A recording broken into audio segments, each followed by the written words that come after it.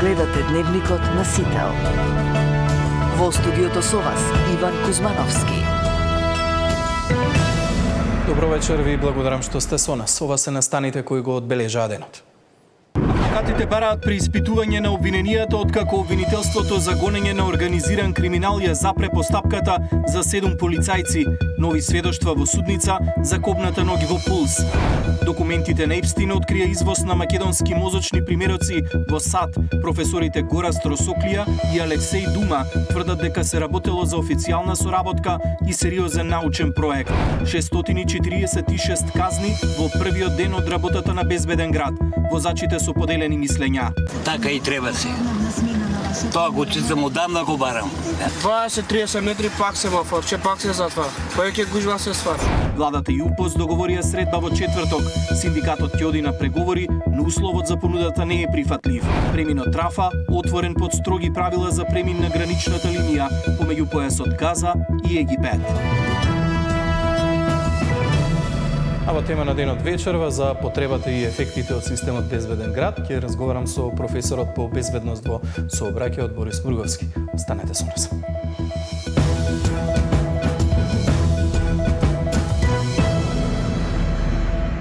Дел од адвокатите во случајот Пулс побараа преиспитување на обвиненијата откако обвинителството за гонење на организиран криминал и корупција ја запре постапката за 7 полициски службеници. Во судницата пак нови сведоштва за копната ноги во Кочанската дискотека. Дел од сведочењата на вработени во објектот предизвика револт кај родителите. Зоран Јаневски беше во судница. Да прекине судењето за делот обвинетите кои како службени лица одговараат за пожарот во Пулс, предлага нивната одбрана. Барањето на адвокатите следи откако обвинителството за гонење криминал и корупција објави дека 7 полицајци нема да ги гони за тешки дела против општата сигурност, бидејќи тие немале обврска да проверуваат дали објектот ги исполнува условите за противпожарна заштита и минимално техничките услови за угостителска дејност. Таквата одлука според одбраната е контрадикторна. Велат за ист настан и исти околности, обвинителството донело различни одлуки против службените лица. Ако имате искривично правен настан, во тој предмет имаше, мислам, 27 полицајци беа опфатени со тој предмет. На 13 е превземено, зашто биле должни да го инспекторираат, примената на пиротехниката, меѓутоа на другите не е, токму од причини што немале таква должност. И сега, луѓето кои што се наоѓаат овдека на обвинителната клупа се луѓе кои што немаат должност да вршат инспекциски надзор и сепак е контрадикторно ќе се сложите за искривично правен настан со исти правни квалификации за едни луѓе државата да каже видете ова дело не можете да го направите освен ако не го предизвикате лично пожарот, а за овие луѓе кои што се тука да тврди сосема поинаку. Обвинителите кои денеска беа во судницата рекоа дека јавното обвинителство ја нема одлуката со која е запрен прогонот за полицајците, но потенцираат дека таквата одлука ќе ја ценат и повисоките обвинителства. Денеска во судницата сме по одобрен и стапен во сила обвинителен акт. Обвинителството ги нема овие одлуки на обвинителството за гонење криминал и корупција и со тоа нема увид дали се таму наведени оштетени лица и причините за штета. Судењето продолжи со распит на тројца сведоци. Според исказот на шанкерот Дејан Манасиев, во дискотеката имало противпожарни апарати и излез за итни ситуации, но тоа го негираше обвинителството, бидејќи во текот на истрагата Манасиев имал поинаква изјава. Неговото сведочење ги налути и родителите на загинатите.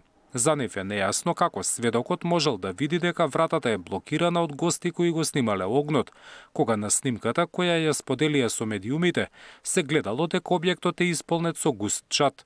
Сметаат дека Манасиев сведочел во корист на сопственикот на Пулс каде работел од отварањето на дискотеката. Дејан, 7 твои колеги, другари, ти загинаа. За кого лажиш, ке те молам, за кого? За твојот газа деколи, дека плафонот не бил спуштен. 100 сведоци кажаа дека е спуштен, дека тој плафон со сунгер во кој што имало цианидни примеси се причина нашите деца да бидат отровени како евреите во логорите. Како не ти е срам, Дејан, 3 деца имаш да ти се живи и здрави, само да не тргнат по патеката на таткои, дека ти служи на чест. Пу! Извинете, многу сум нервозна. Може... Другите двајца сведоци рекоа дека пожарот настанал по активирање на прскалките и се проширил многу брзо. Во објектот постојано имало и малолетници, а закупените билети никогаш не добивале фискална сметка. Судењето продолжува во четврток. Повикани се 5 сведоци. Зоран Јаневски, Сител телевизија. Документите на Епстин открија извоз на македонски мозочни примероци во Соединетите Американски држави. Професорите Горастор Соклија и Алексеј Дума, кои се споменуваат во документите објавени од страна на Американското министерство за правда, тврдат дека се работело за официјална соработка и сериозен научен проект за шизофренија и самоубиство. Македонија со децении се соочува со одлив на мозоци, но во науката овој термин имало и буквално значење. Дека од земјава се извезувале мозочни ткива од починати граѓани за научни цели, открија преписките од досието на починатиот американски милиардер Џефри Епстин.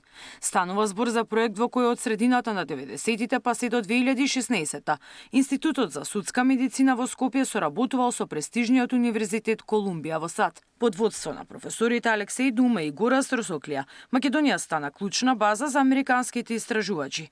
Универзитетот собирал мозочни ткива од починати лица кои страдале од шизофренија и депресија, а во најголем дел извршиле самоубиства. Но нашата држава не била само извозник, туку и рамноправен партнер во светските научни достигнувања, тврди за Сител професор Дума. Или немаш она бројка од 1000 што се наведува. То се десеттина мозоци пратени годишно. Ние вкупно имаме 350, максимум 350 аутопсија. Од тие 350 колку се шизофреничари или самоубиства. И сите самоубиства не можеш да ги анализираш. Има надвор од Скопје многу. А од Скопје претежно беа примероци? Па сега од Скопје, ако бил на клиника и така натаму, доаѓавме, или ако сме повикани, главно за самоубиства ретко не повикуваа. Психолошките аутопсии кај нас не се работеа. Јас тогаш прв пат слушнав дека постојат психолошки аутопсии. Тоа е психолошка анализа на умрениот постмортем, со разговор со семејствата и анализирање на добиените податоци. Тоа се широки разговори. И тука се подпишувала и писмото на согласно на информираност на семејството за направените активности врз телото на покојниот. Тие документи заедно патуваа секогаш со дел од ткивата кои што ги земавме во текот со постморталната анализа. Заедно патуваа со телата, иначе они нема да можеат да ја поминат американската граница. Тој додава дека придобивките за македонската наука се огромни. Институтот добил нова опрема, современи лаборатории и меѓународен углед, а нашите истражувачи објавиле десетици трудови во најпрестижните светски списанија. Добивме опрема, добивме многу важно возможност да прекеме луѓе. Млади научници одеа во Америка, остануваа таму, работеа во нивните лаборатории, од таму излегоа многу докторати, излегоа нови проекти кои што се работеа и тука правевме обиди да ги работиме финансирани од македонската влада, нешто успеавме, нешто не успеавме.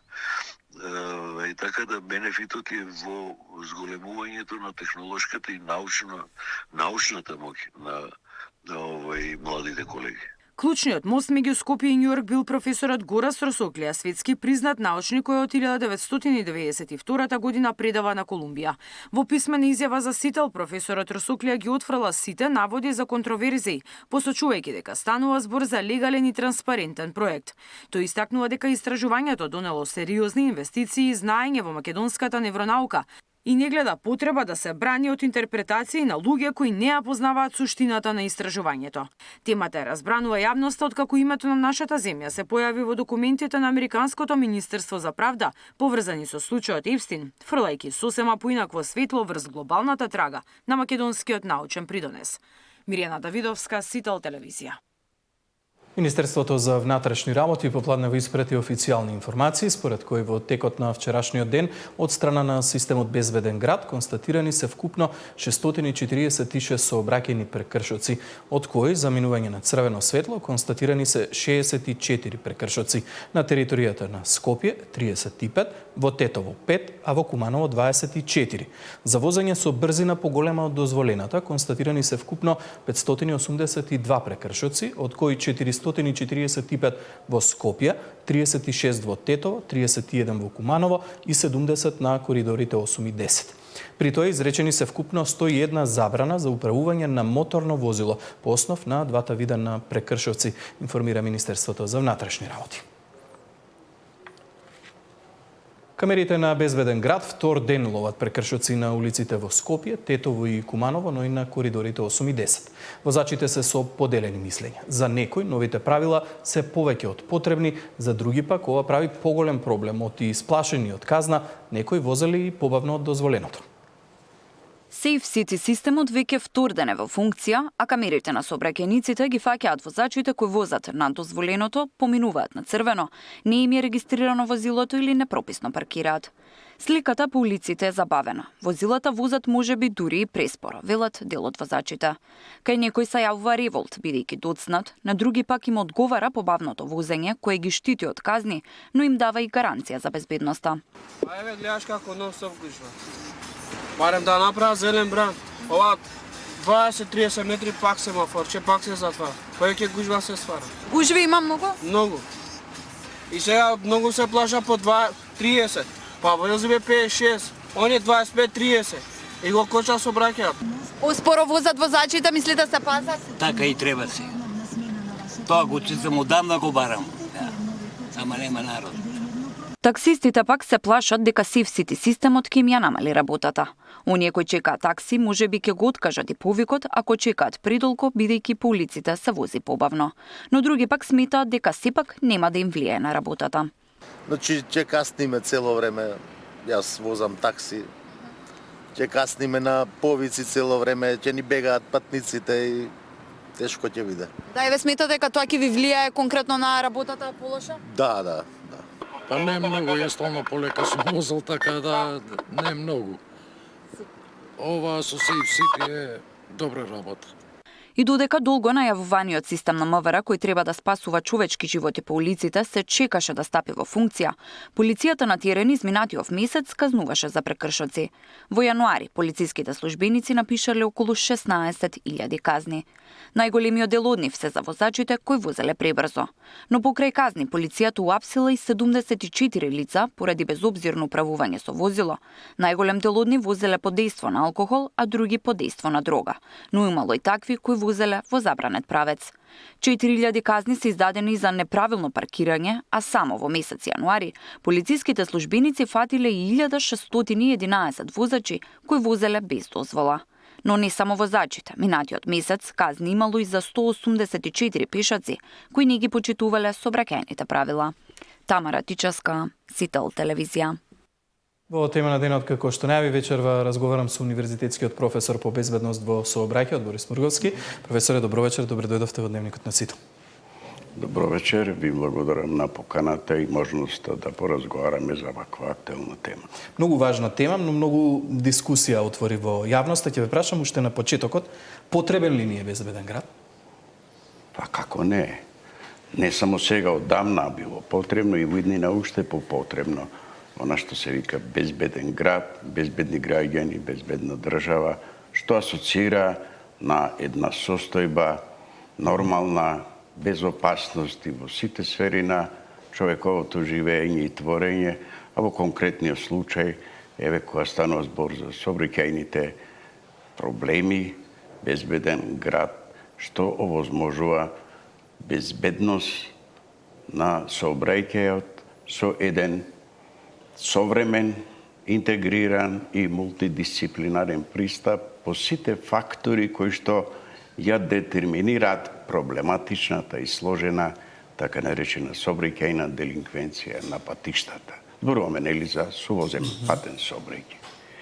И тоа одамна е потребно, е всушност насочна потреба е современ пристап, концепт базиран на она што се вика интегрирани сознанија од областта на транспортот, кои што овозможуваат благовремени забележување на сите оние феноменолошки карактеристики што ги детерминираат и што се манифестираат на патиштата, а кои што представува своевидни повреди на правните, техничките и етичките норми од страна на сите учесници во сообраќајот. Но вообичаено, професоре, кога ќе стане збор за парична казна, тоа предизвикува бурна реакција кај граѓаните. Ако ги споредиме бројките, пред малку ги прочитав резултатите од првиот ден од казнување на системот Безбеден град, вкупно 646 прекршоци, денот беше недела, врнежливо време, но неспоредлива е бројката од првиот ден во тест фазата. 120.000 прекршоци беа регистрирани на првиот ден од тест фазата за 24 часа. Морам да ве прашам што покажуваат резултатите на науката. Дали паричните казни се тие кои што даваат најголем ефект во борбата за подигнување на безбедноста во сообраќајот? Видите, казните, не само парични, туку и другите видови на казни представуваат нужен, неопходна потреба за санкционирање на сторителите на разни видови на престапи, прекршоци и деликти, опште кажано. Значи, казненото право предвидува разни мерки на преземање на санкции и одговорност за учесниците, односно сторителите на разни видови деликти, во конкретниот случај на сторителите на сообраќајни прекршоци, кои што можат да настанат и како кривични, тешки сообраќајни кривични дела. Значи, проблемот со казните е нужно. Без казни како општествена неопходна реакција на се она што значи противправно однесување, неетичко, повреда на таја, да речеме, регулатива, секаде, од секогаш и сега и во иднина ќе мора да биде соодветно регулирано и санкционирано врз основа на факти и докази обезбедени со современи технички инструменти, како во конкретниот случај кога зборуваме за овој проект важен, така наречен Безбеден град, односно Safe City. Всушност тука е еклатантен пример како кај нас се успева да во еден интегриран, мултидисциплинарен пристап на науките од разните области, во конкретниот случај повеќе на техничко и правните уки и струки и безбедносните, да дадат максимум во оно што значи благовремена детекција, забележување и фактографирање на одредени однесувања кај учесник во сообраќај, во конкретниот случај возач, со своите постапки да биде навремено детектиран, непристрасно, објективно,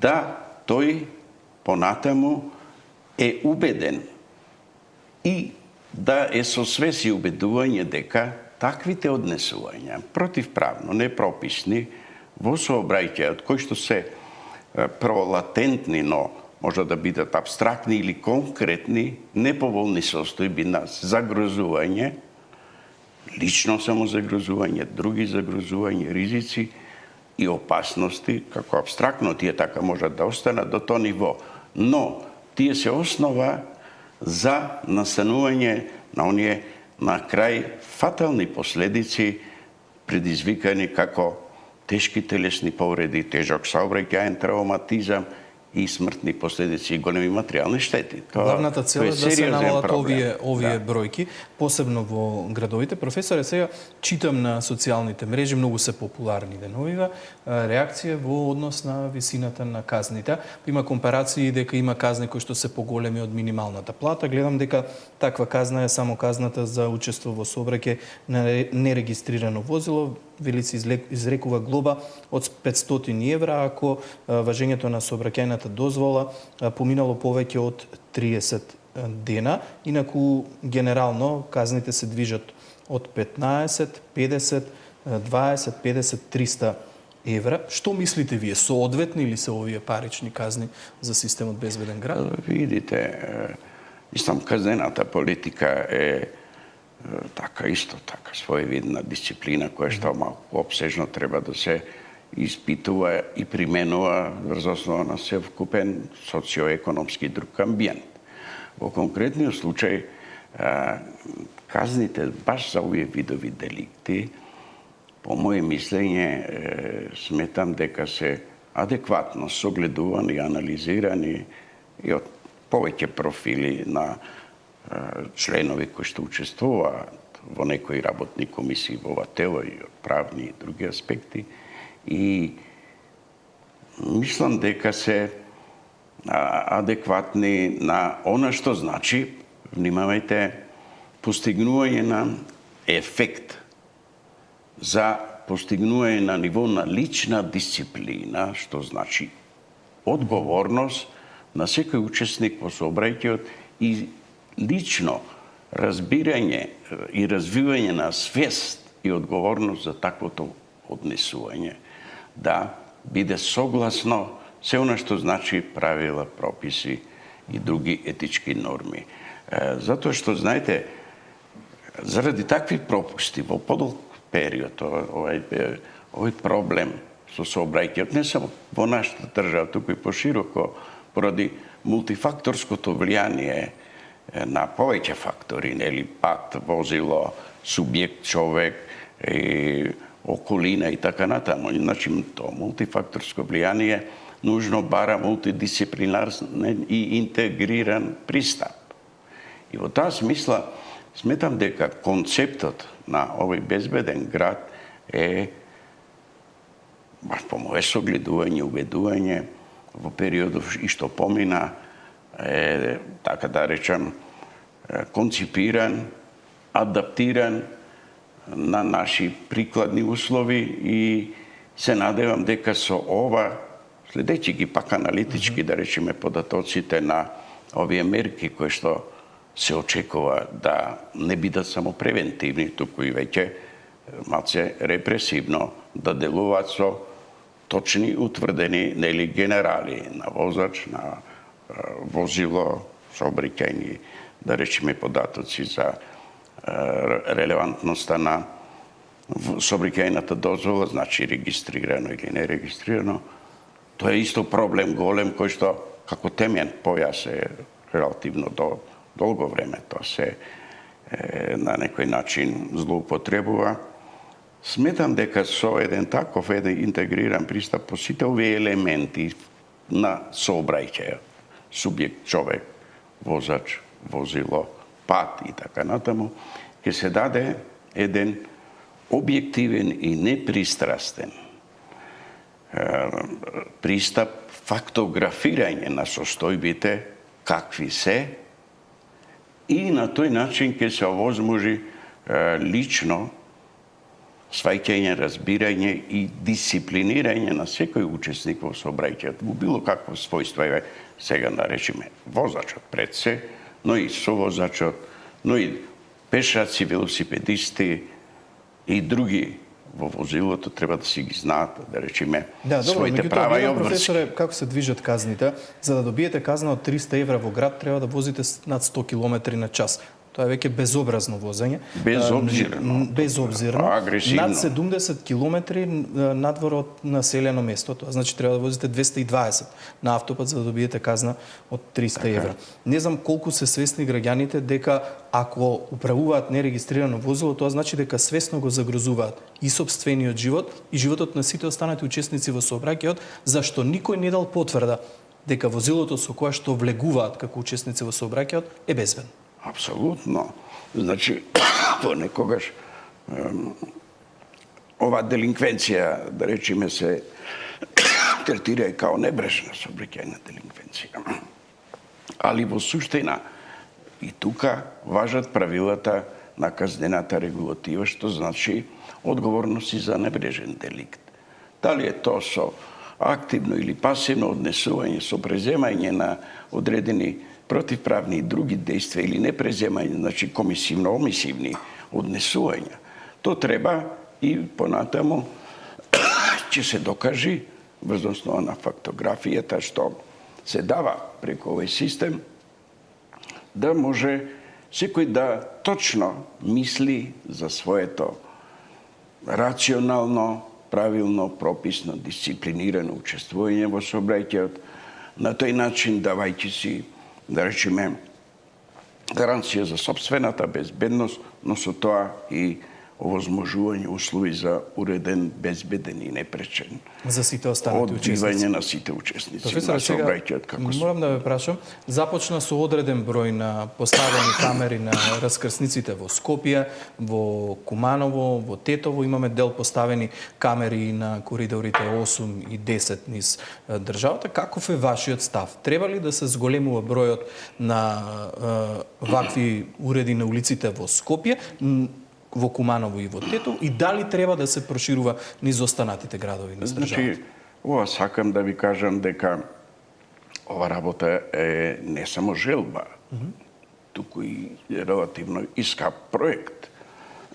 Идеите за оваа работа кај нас, извинувам, постојат одамна, меѓутоа и сега, како да надлежните и одговорните за овие проблеми успеа да разберат и да сватат и да донесат конкретни чекори во инсталирање и почетни основи за функционирање на овој современ интегриран пристап за следење и управување во безбедноста на општо, но и на сообраќајот, да речеме посебно како сериозна загрозувачка област во урбаните, но понатаму и во руралните средини. Се надевам, не треба никој да се чувствува дискриминиран во оваа смисла, туку дури незадоволен затоа што не може секаде одеднаш тоа да се постави.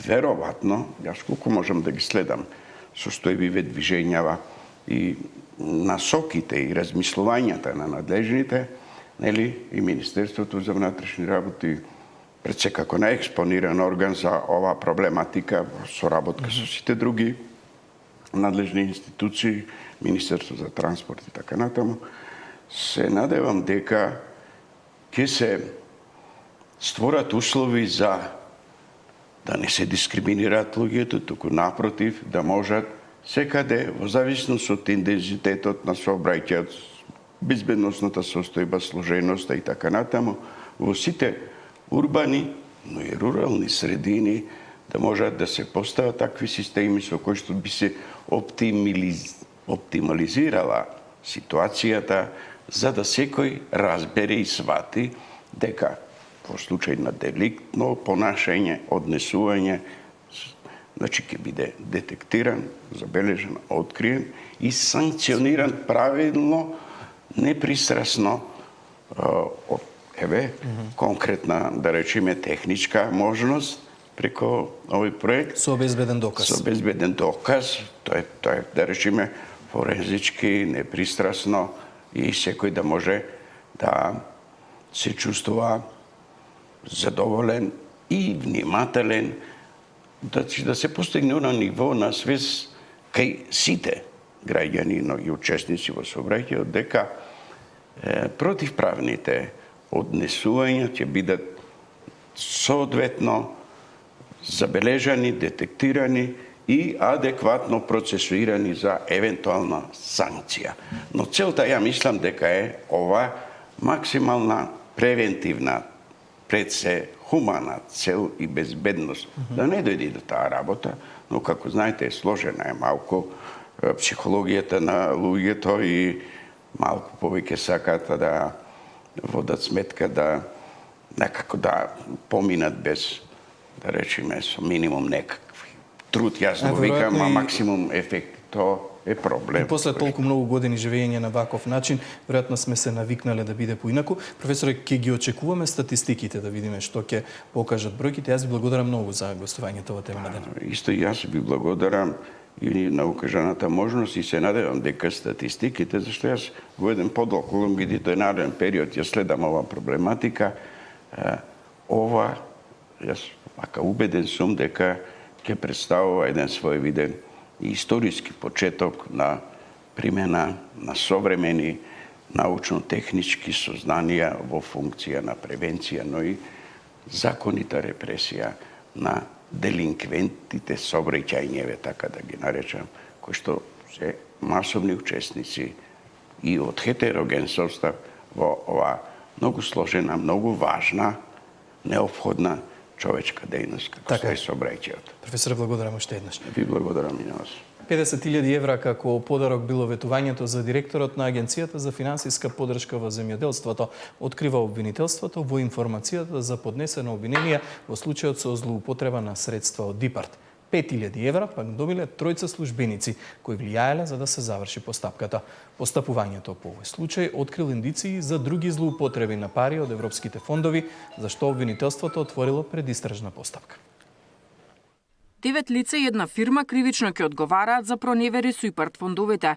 ОЈОГОК денеска поднесе обвинение во кое прво обвинет е поранишниот пратеник и министер Џевдет Насуфи како собственик на фирма која нудела подкуп од 50.000 евра за да добие пари од ИПАРТ програмата иако не биле исполнети законските услови.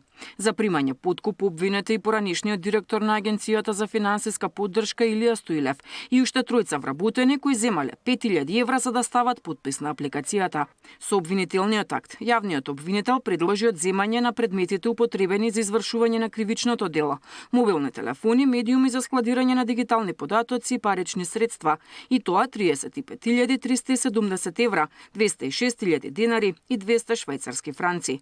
Од пребраниот доказен материјал во оваа истражна постапка произлегува индиции по однос на постапување со средствата од ДИПАРТ програмите, зашто ОЈОГОК отвори предистражна постапка која е во тек, соопшти обвинителството. Со обвинението е поднесено барање за продолжување на притворот за Насуфи и Стоилев и уште 3 лица, додека за останатите 4 обвинети, вработени во агенцијата, се бараат мерки на предпазливост, забрана за работа и одземање на пасошите. Скандалот со ИПАРТ фондовите изби во ноември минатата година, кога тогашниот директор на Агенцијата за финансиска поддршка Илија Стоилев беше фатен при земање подкуп од 400 евра, пошто беше приведен и разрешен од функцијата. Случајот поттикна бројни обвинувања помеѓу власти и опозицијата, а беше запрена исплатата на средства од ИПАРТ програмата. Диспина Тодоровска, Сител телевизија. Откако српските власти запленија 5 тони марихуана увезена од Македонија, поврзана со фирма која во земјава одгледувала канабис за медицински цели, македонското обвинителство информираше дека работат на случајот. Обвинителството уште во петокот беше навремено и целосно информирано за настанот и без одлагање презеде активности во рамките на своите законски надлежности. Веднаш е воспоставена интензивна и континуирана комуникација со надлежните органи на Република Србија со активна размена на релевантни информации и координација на действија со цел целосно и сеопфатно откривање на сите инволвирани лица и евентуални организирани структури поврзани со случајот на заплена на 5 тони марихуана. Обвинителството има оформено предмет и веќе се превземаат конкретни, насочени и координирани действија за целосно утврдување на сите факти и околности за поврзаноста на Република Северна Македонија во овој случај со цел обезбедување целосна кривично правна одговорност, информираат од обвинителството. Од СДСМ пак обвинуваат дека 5 тони марихуана не можеле да излезат од земјата без институционална поддршка од власта. Ова е огромен, криминален, картелски скандал за кој мора да има одговорност. Клучното прашање на кое власта мора да одговори е како 5 тони дрога поминале преку македонската граница? Кој дозволил 5 тони дрога да се прошверцува? Без поддршка и заштита од структурите на власта, криминал од вакви размери не може да се случи. Како ќе се спречи да не бидат двојно оданочени македонските државјани кои работеа во Авганистан и во Ирак, но и мировниците и тие што заработуваа на бродови? Како постапува УЈПА? Во вечерните вести на Сител.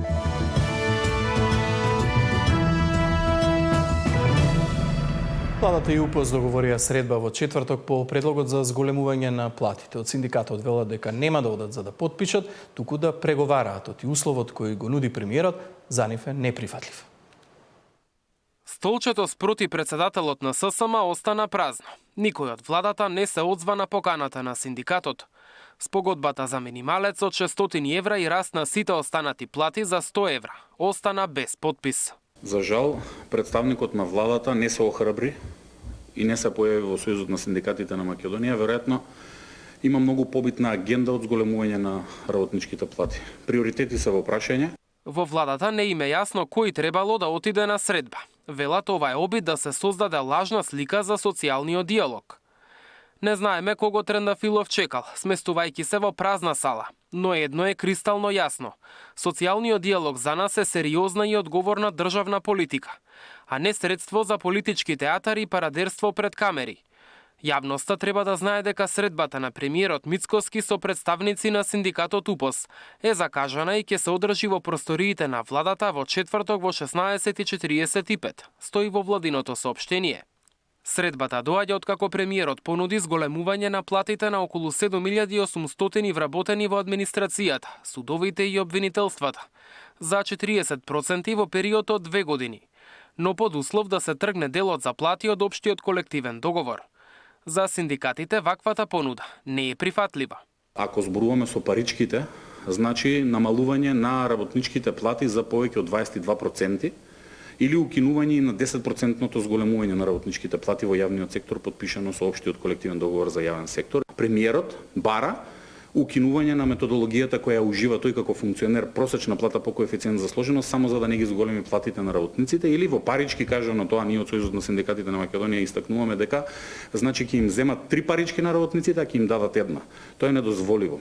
На минато неделниот протест ССМ најави дека ако власта нема слух за зголемување на платите, ќе следат блокади, а прво на листата е собранието. Таму во петокот стигна предлогот на опозицијската СДСМ за минималец од 600 евра, но според собранискиот календар, за оваа недела не е закажана ни една седница. Кога ќе се реализираат најавените блокади, синдикатите ќе одлучат утре. Мартин Арсов, Сител телевизија. Онколошките пациенти од Пелагонискиот регион повторно за терапија мора да доаѓаат во Скопје. Иако има лекари кои прифаќаат за доброто на пациентите да одат во Битолската болница, нема подпишано нов договор со Скопската клиника. Од Министерството за здравство велат дека работат на брзо решение. Болниот рак од Пелагонискиот регион повторно останаа без онколози од Скопје и терапија во Битолската клиничка болница.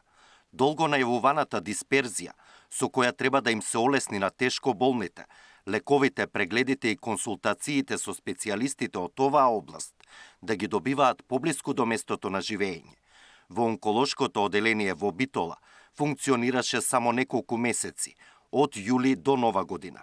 Веќе месец дена пациентите од овој град и околината пак се во неизвестност и треба да се малтретираат за да доаѓаат на клиника. Пред некој месец онколошка терапија се изведуваше во клиничката болница во Битола. Со доаѓање на онколози што за нас представуваше единствено и издржливо решение. Без претходно известување и без објаснување, онколозите беа увлечени и терапијата повеќе не се проведува во Битолската клиника. Ова ние сме приморани да патуваме до Скопје, што за нас онколошките пациенти представува сериозен физички напор, дополнителен здравствен ризик и психолошки понижување и стрес. Според информации на Сител, дисперзијата на онколошките услуги помеѓу клиниката за онкологија и Битолската клиничка болница не функционира, зашто не е подпишан договор помеѓу двете здравствени установи. Од Министерството за здравство вела дека административните процедури биле во тек и проблемот ќе бил решен во најскоро време. Александар Динев, Сител телевизија.